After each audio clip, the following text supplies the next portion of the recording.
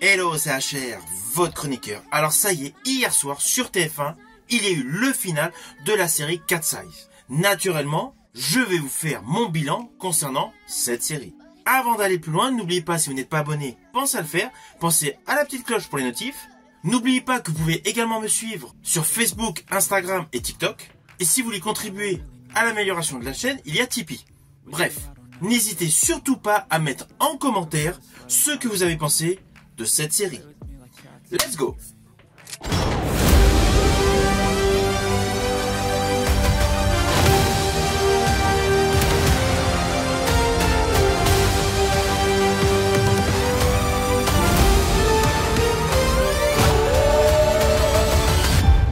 Alors, au vu du final de cette série, naturellement, je reste sur ma position concernant cette série où j'avais fait une vidéo. La série, dans son ensemble, est plutôt bonne. Je ne comprends pas toutes les critiques négatives sur cette série. C'est assez rare que dans le paysage audiovisuel français, qu'il y ait une série de cette qualité.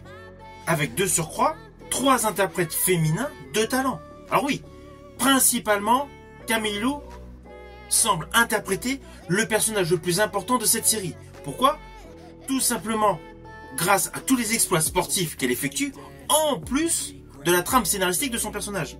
Mais ça n'empêche pas que Constance Labbé a un personnage extrêmement attachant, tout comme Claire Romain. Ce trio d'actrices apporte réellement de la fraîcheur à la trame scénaristique de Cat's Eyes. Alors oui, beaucoup de gens ont voulu comparer Cat's Eyes version française par rapport au manga. Et là où le bas blesse, c'est que les gens ont essentiellement recherché tous les points communs entre l'animé et le live action. Or, in fine, cette série Cat's Eyes est en fait un prologue à la série animée. Et cela est totalement jubilatoire.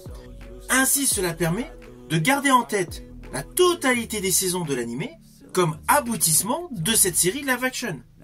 Cette série est en fait inspirée du manga Cat's Eyes. Il ne faut pas oublier cette notion, inspiré. C'était une origin story, c'était une innovation scénaristique. Quelque chose qui a été créé spécialement par TF1 autour du manga Cat's Eyes. Et il est là le problème, pour tous ceux qui n'ont pas aimé cette série. C'est qu'ils ont voulu faire trop de comparaisons avec le manga. Cette série est certes inspirée donc du manga de Tsukasa Ojo, créé en 1981, mais radicalement différente. De ce fait, la trame scénaristique est différente. On y suit certes les aventures des 3 sœurs, Tam, Scylla et Alexia, qui tentent de récupérer les tableaux volés à leur père officiellement mort. Ça, c'est pour la série live action. Évidemment, dans le manga, on apprenait que le père était disparu. In fine, dans la série, on apprend qu'en fait, il n'est pas mort. Ah oui, je vais donner quelques petits détails. Si vous n'avez pas vu la série, ça va vous spoiler. Exceptionnellement, je vais donner quelques éléments. Alors, on va pas se mentir. Beaucoup de producteurs, sur le fond, ont voulu produire cette série.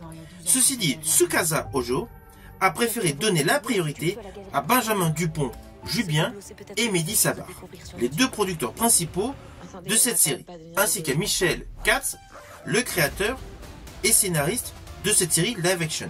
De ce fait, la grosse innovation scénaristique de la série française est de créer une origin story au manga, en racontant tout simplement comment les 3 sœurs sont devenues des voleuses. Ainsi, il y a une réelle innovation scénaristique, tant sur l'histoire que sur le lieu où se situe l'action. Nous sommes à Paris. On a d'ailleurs l'occasion de découvrir plusieurs monuments de Paris, où l'histoire prend place. Je pense notamment à la Tour Eiffel et au musée du Louvre. Ceci dit, même si c'est une innovation complète sur le côté scénaristique, il y a le respect du manga originel. Dans cette série, les sœurs ne tuent pas, comme dans le manga. Les sœurs sont antagonistes, mais attachantes.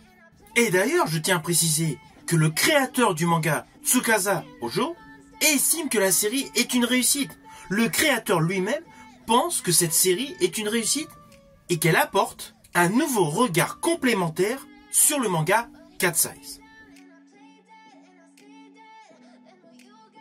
Lorsque vous aurez vu la totalité de cette série, vous êtes obligé de faire le parallèle avec le récent Arsène Lupin porté par Omar Sy. La série Arsène Lupin a modernisé le concept, et bien Cat's Eyes a modernisé le concept du manga en offrant une origin story. On est vraiment dans le même registre. J'ai une nouveau sur la mort de papa. Papa, il est mort il y a 12 ans quand sa galerie a brûlé. Ah oui, concernant les répliques, les différentes lignes narratives de cette série, forcément, étant une production française, l'approche est radicalement différente. La culture française et la culture japonaise sont différentes. Implicitement, l'approche scénaristique s'envoie différente, mais c'est totalement logique et totalement appréciable. Car, dans les petits éléments de comédie, forcément, il y a de l'humour à la française. L'humour à la japonaise ne serait pas passé. Alors, en dehors du trio composé des sœurs, j'ai particulièrement aimé la performance d'Élodie Fontan. Elle colle parfaitement, son personnage est certes stéréotypé, c'est un personnage totalement inventé par rapport au manga, mais il est truculent. Cela apporte un intérêt supplémentaire au déroulé de l'histoire.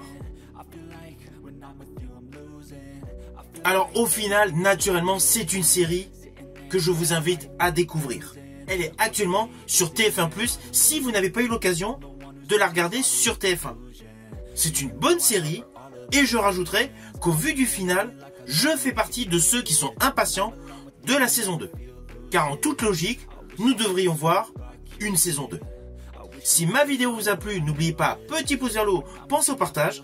Quant à moi, je vous dis à bientôt pour une prochaine vidéo.